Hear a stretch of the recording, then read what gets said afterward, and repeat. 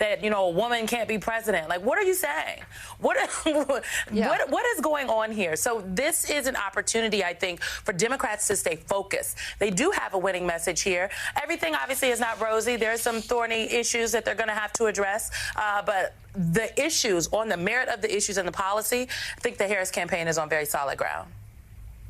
Yeah, let's take a look at these polls. The first from Reuters, and Ipsos finds Vice President Kamala Harris leading former President Donald Trump by 2 points, 44% to 42% among registered voters. In a Reuters Ipsos poll taken last week, it was Trump ahead 2 points against Biden. So a shift since the shift. A morning consult survey conducted in the 24 hours after Biden's announcement also shows Harris faring better than the president. According to this poll, Trump leads Harris by 2 points among registered voters, 47% to 45%. Last week, the survey found Trump leading Biden by 6.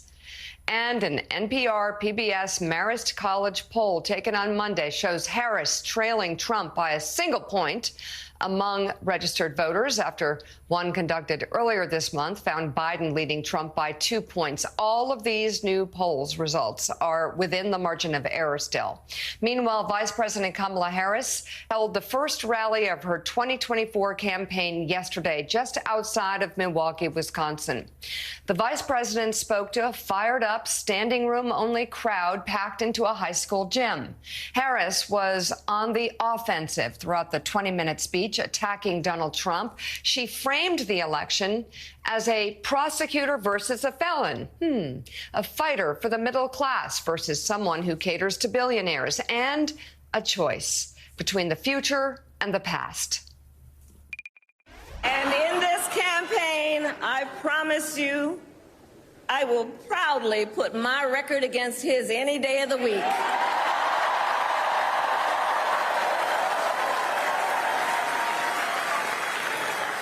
As Attorney General of California, I took on one of our country's largest for-profit colleges that was scamming students. Donald Trump ran a for-profit college that scammed students. As a prosecutor, I specialized in cases involving sexual abuse. Well, Trump was found liable for committing sexual abuse. As Attorney General of California, I took on the big Wall Street banks and held them accountable for fraud. Donald Trump was just found guilty of fraud on 34 counts. But Donald Trump wants to take our country backward. He and his extreme Project 2025 agenda will weaken the middle class. Like, we know we got to take this seriously. Can you believe they put that thing in writing? Read it. It's 900 pages. But here's the thing. When you read it, you will see Donald Trump intends to cut Social Security and Medicare. He intends to give tax breaks to billionaires and big corporations and make working families foot the bill. America has tried these failed economic policies before, but we are not going back. We are not going back. Not going back. We're not going back. We are not going back.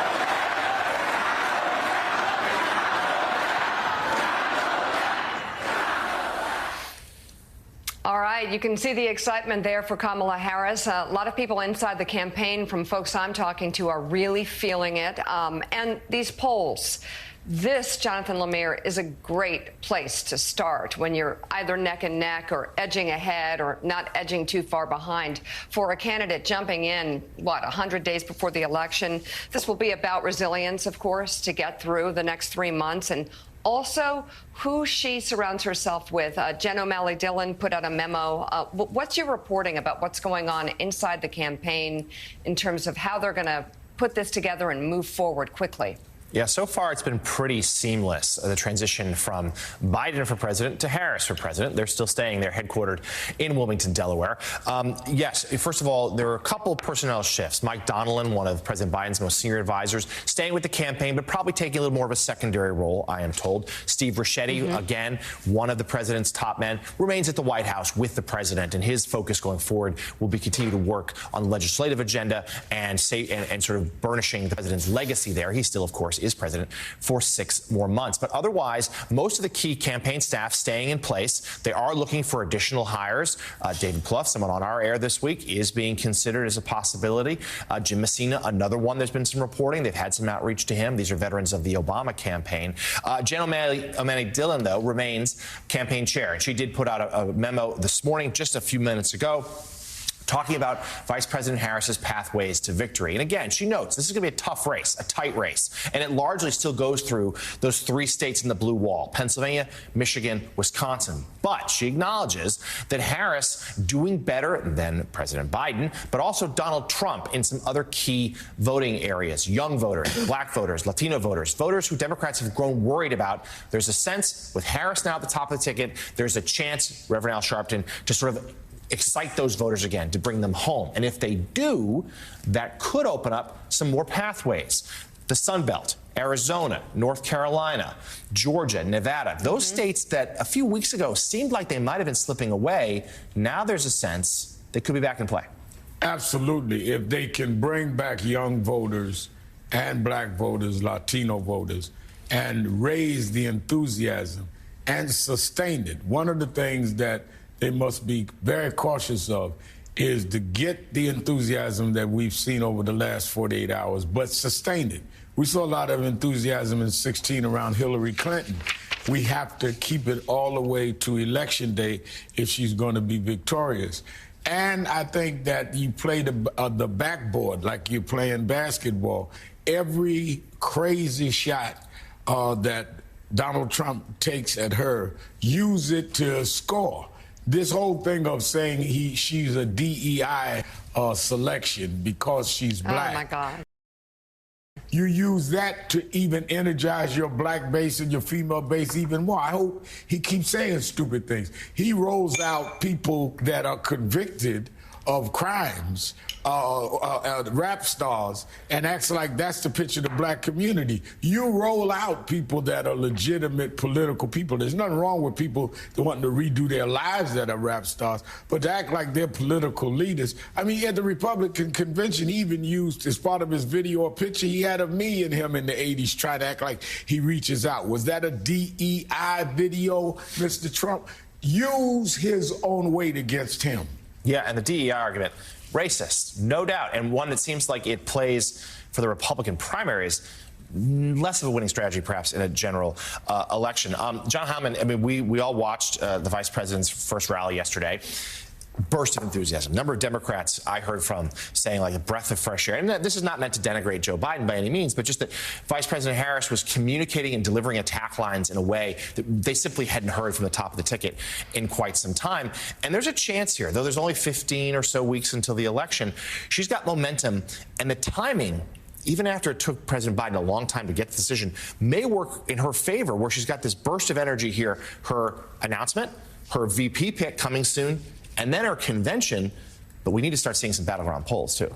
Yeah, all true. And I think, in the long arc of history, no one will begrudge Joe Biden for taking 3 weeks, 3.5 weeks to make the decision that he made. And what will be looked back on is the fact that he made the decision that I think that many Democrats and many people who love the president but felt that it was the right thing for him to step aside, they think it's the right decision. History will reward that decision for him having made it when he made it. And I do think that even though everyone was very impatient among those who wanted him to step aside, the reality is, having done it, having taken these 3 weeks, chewed those 3 weeks off the clock, and gotten this decision to the other side of the Republican convention, where there's a clear open field running now for Vice President Harris to kind of make her move towards to march with the kind of enthusiasm that she has, the momentum that she has, into the convention in Chicago, which so many people for so long have thought, oh, Chicago could be a nightmare. They thought it could be a nightmare for Joe Biden. They thought it could be a nightmare if it was an open, contested convention. Now you have this whole rallying effect. It seems like what you're going to see in Chicago is going to be a love fest behind the new nominee. I think, the most important thing in this Jen O'Malley-Dillon memo, the crucial sentence, this was something that she said before, but Joe Biden was still at the top of the ticket, and something she's saying now, and it is a fact. About 7% of the electorate is undecided, and that group has been all along disproportionately made up of African-American voters, Hispanic voters, and young voters. And the hope that the Biden campaign had previously was that those voters who were basically Democratic-leaning voters to begin with could be brought home for Joe Biden. The worry was that they might never get enthusiastic for Joe Biden. There's no gimmies in politics, but from the perspective of the Harris candidacy, that those seem to be very much available voters that she will have a strong potential to bring back into the Democratic fold. Joe Biden was hovering in the high 80s among Democrats, where Donald Trump had 95% of Republicans who were with him. If she can bring the Democratic base home, get those voters home, and given the demographics of it, she has a good chance to do that. They're going to be in a better position to win with her than they were with Joe Biden. As well, no disrespect to Joe Biden, but I think that is a reasonable political analysis. It's all about the dynamic, and somehow Kamala Harris's presence as a candidate is really, in my opinion, is already and will continue to expose the nastiness on the Republican side that perhaps even some Republicans have become so inured to. Tonight, President Biden will address the nation for the first time since his decision to drop out of the presidential race. Biden will deliver the primetime address from the Oval Office at 8 o'clock Eastern. According to a source familiar with the remarks, Biden is expected to detail his decision to end his re-election campaign and also outline his plans for the rest of his time in office. Meanwhile, the New York Times reports that ahead of tonight's address, former President Trump's campaign sent a letter to ABC, NBC, and CBS demanding Trump be given equal time. Simone, while this has been a really difficult decision for Joe Biden, and one that's been perhaps made more difficult by members of his own party, no one is better than pressing the reset button than Joe Biden. He has stood by Kamala Harris from the very beginning. He's extremely loyal, and he believes in people. And that's why his people succeed, because they have the backing of their mentors. And Joe Biden will fight for her as well. And it's so interesting because the fight here now will be against Trump's lies. Because, again, as I said before, a very successful presidency. It's not like Kamala Harris is picking up the pieces of a mess. She's actually taking the baton from a presidency that has made history. So that's one argument she'll need to make. But the other challenge will be to keep up with the disinformation that Donald Trump and his people put out there, whether it be about foreign leaders and who our friends and enemies are on the world stage, or about Joe Biden's actual accomplishments. I mean, I had to laugh, Mika, because Donald Trump doesn't understand that Joe Biden is still the president of the United States of America. You don't get to demand equal time from the president, honey. He's no longer a candidate. Someone needs to brief former President Trump about the rules. Absolutely. So the speech tonight that the president is going to give, I think, is very important. People have been talking about Joe Biden as though he is gone. And he is going to come before the American people tonight and tell them, not only am I not gone, I am here. I'm going to do everything I can to support my vice president. And let me also tell you how I plan to finish the job that I